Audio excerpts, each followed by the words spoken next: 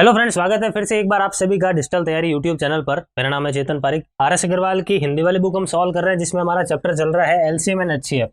Part B हम कर रहे हैं। पार्ट ए तो हमने पहले ही कर लिया था। इस बुक में इस चैप्टर का पार्ट बी हम कर रहे हैं। इसमें भी एक पार्ट पहले आ चुका है और अब ये लास्ट पार्ट है। यूँ देखा जाए तो अब ये पूरे इस चैप्टर का लास्ट पार्ट है, 11 नंबर पार्ट। इसके बाद अब कोई पार्ट नहीं आएगा, पूरा चैप्टर कंप्लीट हो जाएगा। ठीक है, तो ध्यान से देखिए, एक एक सवाल देखें और अब तक का अगर आपने नहीं देखा है तो देख के ही इस वीडियो को स्टार्ट करें। ठीक है, नहीं तो आपको काफी प्रॉब्लम आएगी आगे। शुरू करते हैं फिर हमारे इस लास्ट पार्ट को। इस लास्ट पार्ट का पहला सवाल क्या है, ये आ गया आपके सामने। इसको देखो, फटाफट से ट्राई करो। ये कह रहा है कि 6 से पूर्णतया विभक्त होने वाली 3 अंकों की संख्याएं कितनी हैं, ये आपको ज्ञात करना है। 3 अंकों की होनी चाहिए और 6 से विभक्त होनी चाहिए। तो सबसे पहले तो ये बताओ, 3 अंकों की सबसे छोटी संख्या कौन सी है जो 6 से विभक्त हो। सबसे पहले तो 3 अंकों की सबसे छोटी संख्या 100 होती है, सबसे बड़ी संख्या 999 होती है। अब 100 के अंदर 6 का भाग जाता है क्या, नहीं जाता है। तो 101 में जाता है क्या, नहीं। 102 में जाता है क्या, देखो चेक कर लो, जाता है। तो 102 के अंदर जब मैं 6 का भाग लगाता हूँ तो देखो 6 कम 6 तो हो गया, उसके बाद 4 आगे चला गया तो 6 चंग 36, 6 से तो 42, देखो बिल्कुल जा रहा है 102 बार में। मतलब 102 में 6 का भाग जो है पूरी तरीके से जा रहा है। इसका मतलब सबसे छोटी संख्या जो 6 से डिविजिबल हो क्या है, वो 102 है। और अगर इसके अंदर देखा 6 का भाग लगाओ, नहीं जा रहा है, तो फिर 998 के अंदर लगा के देखो 6 का भाग, देखो ना 6 का भाग लगा के देखते हैं तो फिर से नहीं जा रहा है। उसके बाद 997 के अंदर लगाओ, नहीं जाएगा। 996 के अंदर भाग लगाओ 6 का, बिल्कुल जा रहा है, पूरी तरीके से जा रहा है। इसका मतलब सबसे छोटी संख्या 102 है और सबसे बड़ी संख्या 996 है। अब कुल मिला के यहाँ से यहाँ तक और बीच में कितनी संख्याएं हैं, ये हमें ज्ञात करना पड़ेगा। और ये ज्ञात करने के लिए हमें यहाँ पर कौन सा कंसेप्ट काम में लेना पड़ेगा, यहाँ पर हमें समांतर श्रेणी वाला कॉन्सेप्ट काम में लेना पड़ेगा। अरिथमेटिक प्रोग्रेशन यानी एपी वाला कॉन्सेप्ट काम में लेना पड़ेगा। उसके अकॉर्डिंग अगर आप nवा पद निकालना चाहते हो तो उसका फॉर्मूला क्या होता है, a plus n minus 1 into D. क्या फॉर्मूला होता है nवा पद निकालने का, a plus n minus 1 into D. देखो ये उन्हीं को पता चलेगा जो लोग मैथ्स स्ट्रीम से बिलोंग करते हैं, या फिर जिन लोगों ने इस सीरीज को, इस चैप्टर को पहले कभी पढ़ रखा है, सीरीज वाला। अगर नहीं पढ़ा है तो जरूर देखना आप जाके प्लेलिस्ट के अंदर, वहां पर मैंने इसको पढ़ा रखा है। नंबर सिस्टम जब थ्योरी कराई थी वहां पर मैंने इसको बताया था। ये सवाल नंबर सिस्टम का है, देखा जाए तो। अब यहाँ पर एपी है, समांतर श्रेणी है, ठीक है। तो हमें ये फॉर्मूला लगाना है। nवा पद यानी लास्ट पद देखो यहाँ पे फिलहाल हमारा कौन सा है, 996 है। ए का मतलब होता है पहला पद, वो कितना है, 102 है। प्लस n यानी नंबर ऑफ टर्म्स, ये तो हमें ज्ञात करना है। और ये जो डी होता है वो होता है पदों का अंतर, और पदों का अंतर तो फिक्स है 6 ही होगा। तो 102 के बाद अगली संख्या 108 आएगी, अगली संख्या 114 आएगी। इस प्रकार से आप देखो हर 6 के अंतर के बाद अगली अगली संख्याएं मिल रही है। इसका मतलब डी का मान कितना है, 6 है। अब इसको आप सॉल्व कर लो, एन का मान निकाल लो। आई बात समझ में। ये 102 जब इस तरफ आएगा माइनस हो जाएगा, कितना मिलेगा, ये आ गया 4 9 8, और फिर 6 का डिवाइड लगा लो इसमें, और फिर जो भी मिल रहा है उसमें 1 जोड़ दो, सो दैट n मिल सके आपको। बस यही आपका क्या है, करेक्ट आंसर है। तो देखते हैं कितना मिलता है। 1 आ गया, फिर 2 आगे भेजा तो यहाँ पर कितना आ गया, देखो 4 आ गया। 5 आगे भेजा तो कितना आ गया, 9 आ गया। इसमें आप कितना हो गया, 8 7, अच्छा 6 इंटू 8 आएगा यहाँ पे, सॉरी 9 नहीं आएगा, 8 आएगा। ठीक है, 8 इंटू 6 कितना होगा, 56 होगा। उसके बाद यहाँ पर आ गया +1, और ये कुल मिलाकर कितना हो गया, 149। आई बात समझ में। आई होप अच्छी तरीके से समझ में आ गया। एक बार वापस चेक कर लेते ताकि कैलकुलेशन गड़बड़ ना रहा है। एक बार में चला गया, देखो 2 आगे भेज दिया, फिर 4 बार में चला गया 24 तक, 5 आगे भेज दिया मैंने। उसके बाद आगे अगर हम बढ़े तो 9 इंटू 6 अगर करेंगे तो 9 6 54 होता है, सॉरी 9 आएगा यहाँ पे। मैंने इसलिए कहा था कैलकुलेशन वापस चेक कर लेता हूँ, मैंने शायद पिछली बार गलत बोल दिया था, 6 इंटू 8 करने पर 56 बोल दिया था। कोई बात नहीं, इसको सही कर लेते हैं। 149 कर दिया, उसके बाद ये एक और जुड़ जाएगा तो कुल मिलाकर ये कितना हो गया, देखो 150 हो गया। क्लियर है, तो 150 इसका क्या होगा, करेक्ट आंसर। आगे बढ़ते हैं हमारे अगले सवाल की ओर। देखो नेक्स्ट क्वेश्चन है कि 2 अंकों वाली 2 संख्याओं का गुणनफल 2028 है तथा इनका महत्तम समापवर्तक कितना है, 13 है। तो वह संख्याएं क्या है, ये आपको ज्ञात करना है। देखो हमने एक फॉर्मूला देखा था पार्ट ए, जब हमने सॉल्व किया, 2 संख्याओं का गुणा उनके एलसीएम और उनके एचसीएफ के गुणा के बराबर होता है। इसका मतलब 2 संख्याओं का गुणा अगर आपको 2028 दे रखा है, अगर आप एलसीएम निकालना चाहते हो तो एचसीएफ इस तरफ आ जाएगा, भाग में 13 का इसमें लगा लो भाग, आपको एलसीएम मिल जाएगा। एलसीएम मिलने से हमें काफी हेल्प मिलेगी। देखो तो भाग लगाते हैं, कितना मिल रहा है एलसीएम, एक बार में जा रहा है 7 आगे भेज दिया, तो 5 बार में चला गया, फिर 7 आगे भेज दिया, तो 6 बार में चला गया 156। एलसीएम कितना मिल गया? 156 मिल गया। अब दो संख्याएं हैं, पहली संख्या दूसरी संख्या। अगर HCF 13 है, इसका मतलब दोनों में 13 तो उपस्थित है ही है, दोनों में 13 तो उपस्थित है ही है। ये तो HCF की बात फिक्स है। ये वही बता रहा हूँ मैं, ये चीज उन्हीं को पता चलेगी जो लोग पार्ट ए से पूरा पूरा देख रहे हैं। बीच में अगर आप आके देखोगे तो प्रॉब्लम आएगी आप, ठीक है। इसके बाद मैंने आपको ये भी बताया था कि LCM के अंदर HCF एक बार अवेलेबल होता है, इसका प्रूफ हमने डिस्कस कर रखा है।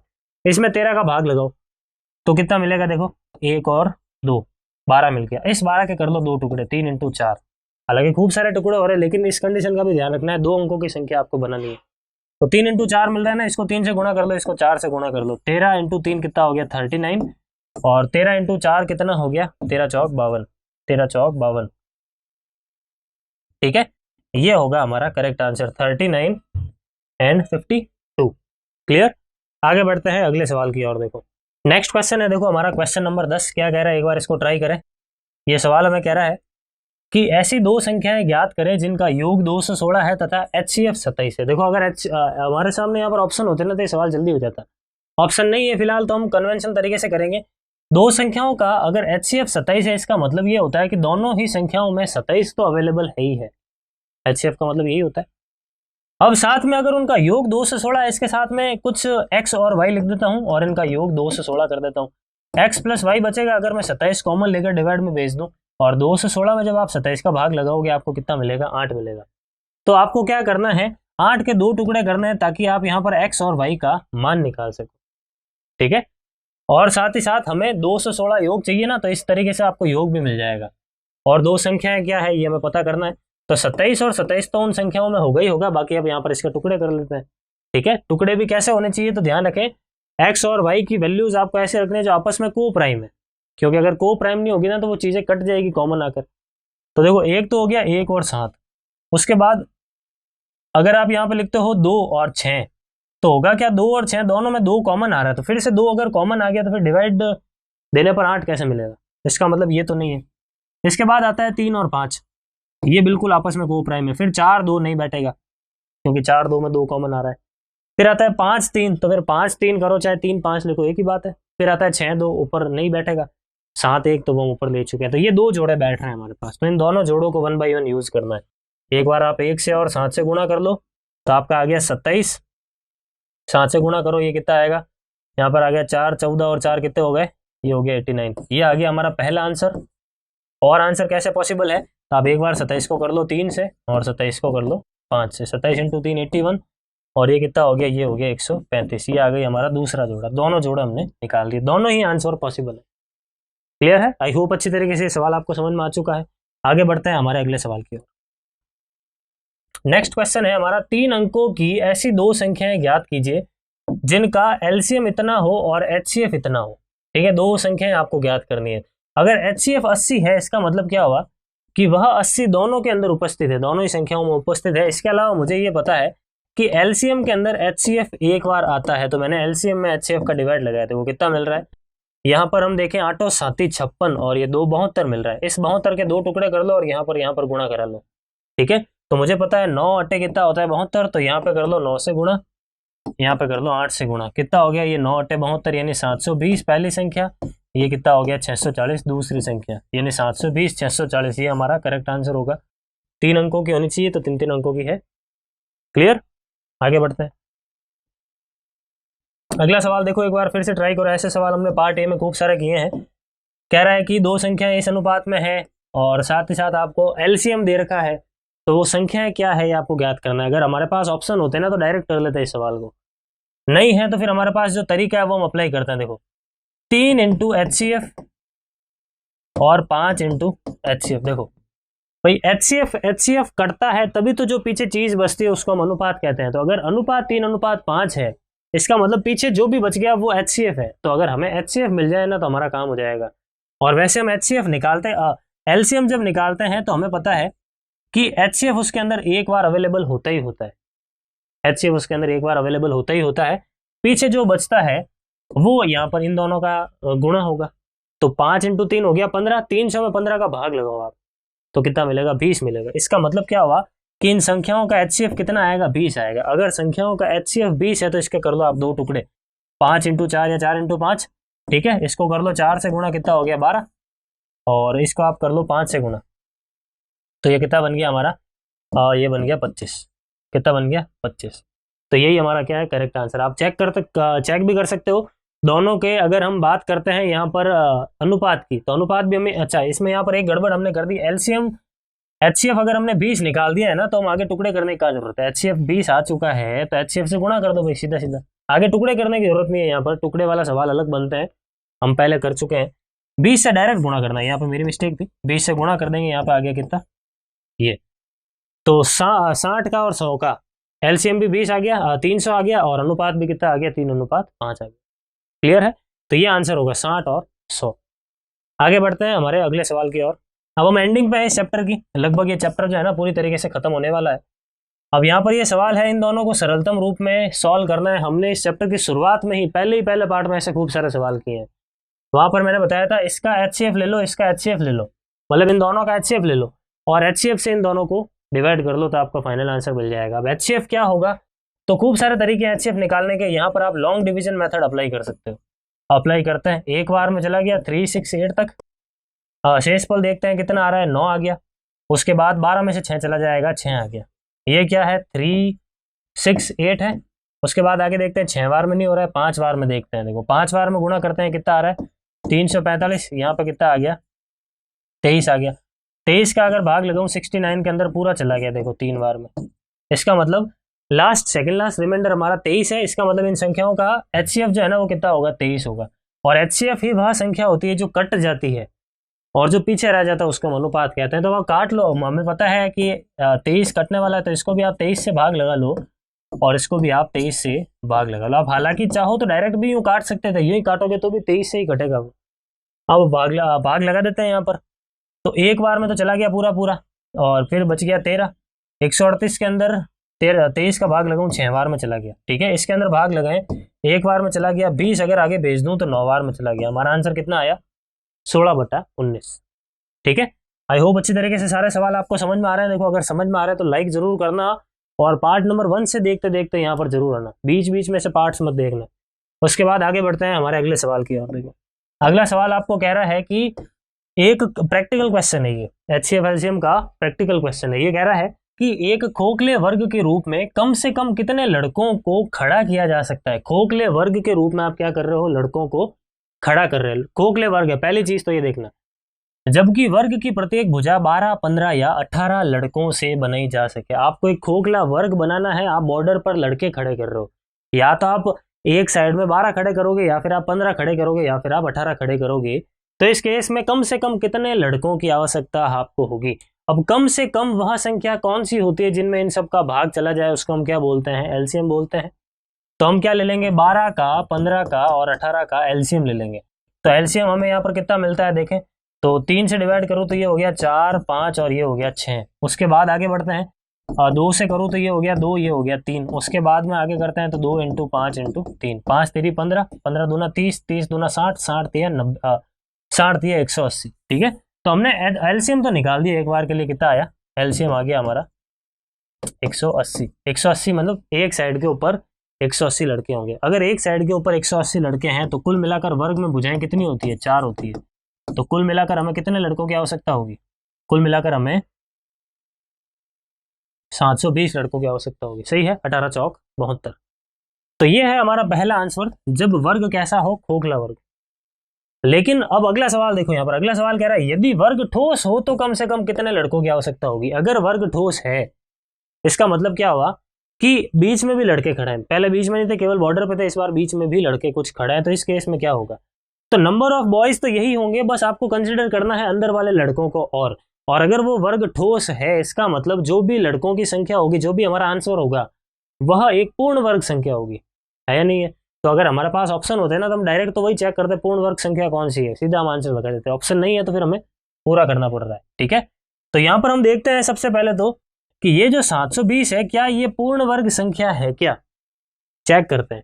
तो 720 को देखो, मैं 2 का स्क्वायर इंटू 3 का स्क्वायर इंटू 4 का स्क्वायर इंटू 5 करूंगा ना, तो ये 720 बनता है।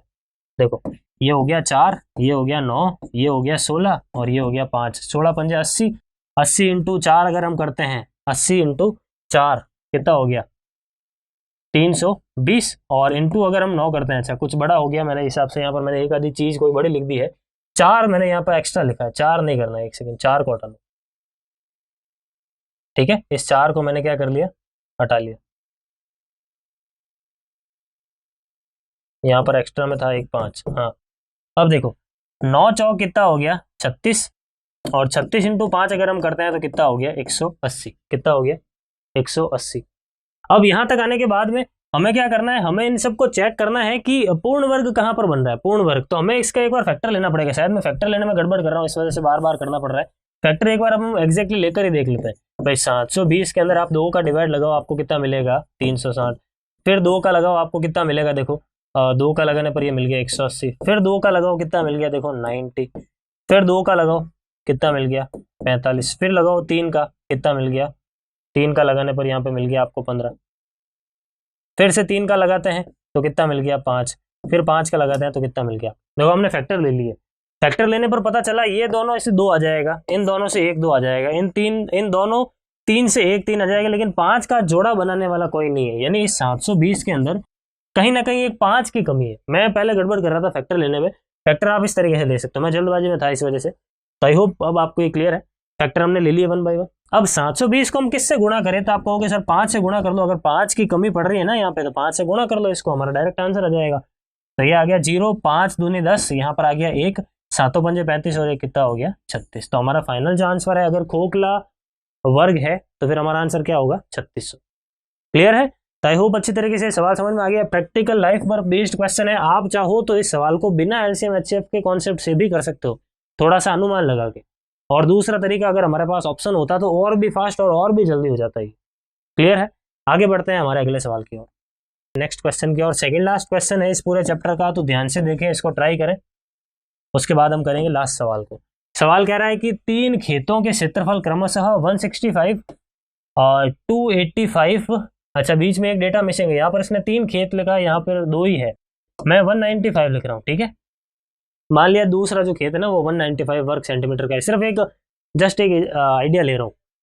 बाकी इनमें बराबर बराबर नाप की फूलों की आयताकार क्यारियां बनानी है। यदि प्रत्येक क्यारी की चौड़ाई 3 मीटर है तो फिर प्रत्येक क्यारी की लंबाई कितनी होगी, ये आपको ज्ञात करना है। देखो सबसे पहले तो 3 जो खेत है उनके क्षेत्रफल मैं आपको यहाँ पे लिख के बता रहा हूँ, ये रहे। अगर सब में वो क्यारियां बनानी है, इसका मतलब वह जो क्यारी है उसका क्षेत्रफल इन सारे क्षेत्रफल को पूरी तरीके से डिवाइड करेगा, और वह अधिक से अधिक क्षेत्रफल उसको हम क्या कहेंगे, उसको हम कहते हैं एचसीएफ। तो हम यहाँ पर एचसीएफ निकाल देते हैं, तो जो एचसीएफ होगा वही उस क्यारी का क्षेत्रफल होगा। तो एचसीएफ निकालते हैं, देखो यहाँ पर कितना मिल रहा है, 15 से काट देते हैं, बिल्कुल कट रहा है पूरा पूरा, ठीक है। कितनी बार में कट रहा है, 11 बार में, 15 से इसको काटे 13 बार में कट रहा है, 15 से इसको काटे तो ये कट रहा है हमारा 19 बार में। इसके बाद और तो कुछ कट नहीं रहा, इसका मतलब हमारा जो क्यारी है, क्यारी उसका क्षेत्रफल कितना होगा 15 वर्ग मीटर। अब क्यारी आयताकार है, उसमें से आपको चौड़ाई दे रखी है 3, तो फिर लंबाई कितनी होगी, क्षेत्रफल में चौड़ाई का भाग लगा लो, 15/3 कर लो, कितना आ गया 5। तो क्यारी की जो लंबाई है वो कितनी होगी 5 मीटर होगी। आई बात समझ में? ये था हमारा सेकंड लास्ट सवाल। आई होप अच्छी तरीके से आपको समझ में आ चुका है। पार्ट 1 से देखते देखते आना, बार बार मैं आपको यही चीज कह रहा हूँ। आगे बढ़ते हैं और हमारे लास्ट सवाल को करते हैं। ये लास्ट सवाल आ गया, ये सवाल नंबर सिस्टम का सवाल है, इस चैप्टर में इसने डाल दिया है, ठीक है। तो इसको मैं आपके डायरेक्ट शॉर्ट ट्रिक बता रहा हूँ, फिलहाल तो यहाँ पे डायरेक्ट शॉर्ट ट्रिक बता रहा हूँ, वो ट्रिक खुद आई कैसे, वो सारी चीज हम, ये सवाल जब एलजेब्रा के अंदर आएगा वहां पर भी करेंगे, और ये सवाल नंबर सिस्टम के अंदर भी हमें देखने को मिलेंगे, तो हम वहां पर भी करेंगे। क्लियर है? तो ये क्या सवाल है, इसको देखो, डायरेक्ट ट्रिक बता रहा हूँ। आप इसके 2 टुकड़े करो, 1 × 4, इसके 2 टुकड़े करो, 4 × 2, देखो 4 नम कितना होता है 36 होता है, इसके 2 टुकड़े करो, देखो 9 × कितना हो गया 13, 13 नम 144 होता है, ठीक है सही, सॉरी 9 × 16, 9 × 16 कितना होता है 144 होता है। इस प्रकार से आपको टुकड़े करना है, और टुकड़े इस प्रकार से कि इनका अंतर ऊपर होना चाहिए, देखो 3, इनका अंतर देखो 5 ऊपर पड़ा है, इनका अंतर देखो 7 ऊपर पड़ा है। इसी प्रकार से इसके टुकड़े करो 81 × 100, देखो अंतर कितना है 19 ऊपर पड़ा है। ऐसा जब टुकड़े हो जाए तो फिर हमारा आंसर क्या होता है, 1/, सबसे पहली संख्या -1/, सबसे लास्ट संख्या, ये हमारा क्या होगा, करेक्ट आंसर होगा। सीरीज का क्वेश्चन मैं आपको फिर से बता दूं, ऐसे सवाल अगर आपको सीखना है तो इस एक सवाल से कुछ नहीं होगा, इसलिए मैं आपको डायरेक्ट ट्रिक ही बता रहा हूँ, केवल एक सवाल है। इसलिए जब हम एल्जेब्रा करेंगे, जब हम नंबर सिस्टम के सवाल करेंगे, तो वहां पर लाइन सर 5-6 सवाल एक साथ हमें देखने को मिलेंगे, तो वहां पर मैं डिटेल में डिस्कस करके बताऊंगा। फिलहाल हमारा जितना काम है हमने यहाँ पर कर दिया। इन दोनों को सॉल्व करेंगे तो ये कितना आ गया, 99/100 आ गया। एलसीएम लेकर सॉल्व किया है और कुछ नहीं, तो 99/100 क्या हो गया हमारा करेक्ट आंसर। क्लियर है?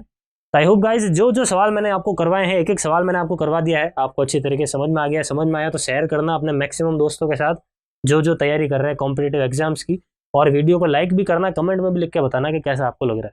अब जल्दी हम नया चैप्टर शुरू करेंगे, नए चैप्टर में मिलेंगे। Thank you. Please like, share, subscribe digital तैयारी।